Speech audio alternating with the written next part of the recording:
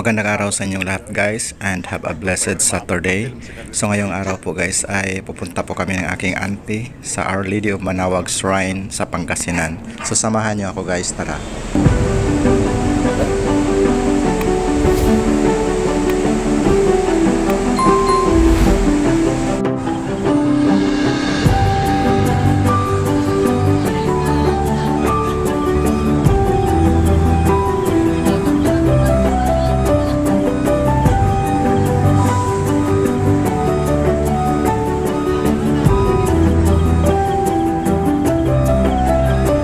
May nakita po akong isang matandang babae na namumulot lang ng basura sa harapan ng bus sa terminal papuntang Pangasinan. So inobserbahan ko po siya habang siya po namumulot ng mga basura na plastic. Siguro dadalhin niya ito para ipapatimbang dahil siguro wala siyang pagkain. So nakakaawa din sa kanya. Kaso nga lang nagpadali po kami, papalis na po kami, kaya pinagmasdan ko muna siya, tinitingnan at kinukuhanan ko muna siya ng video guys. So panoorin niyo siya guys.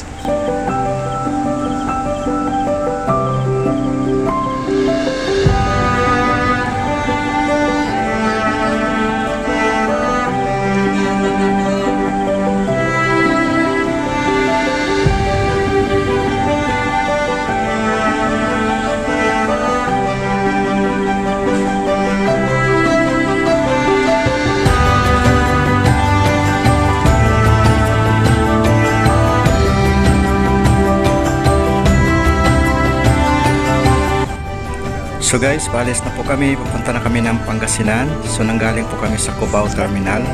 At ayun po, masaya po kami pupunta. Kaso nga lang, maaga kaming nagising. Alas 5 pa, umalis na po kami guys. Tara na, let's go guys.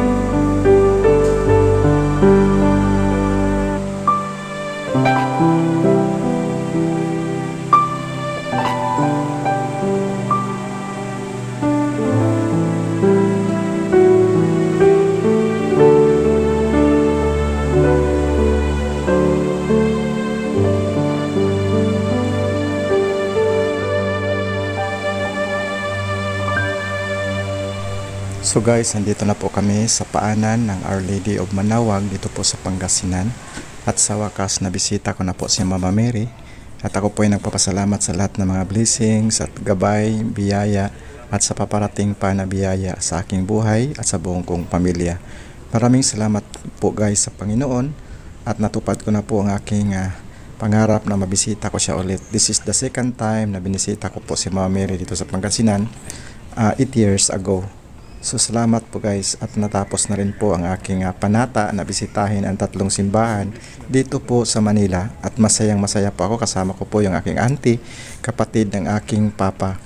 So guys, bukas po ay i-update ko po kayo sa aking pag-alis papunta naman po sa Cebu. So see you po sa lahat ng aking kapamilya diyan sa Cebu. So flight ko po ng alas 9 ng umaga at darating po ako ng alas 10 ng umaga. So see you around there in Cebu City guys.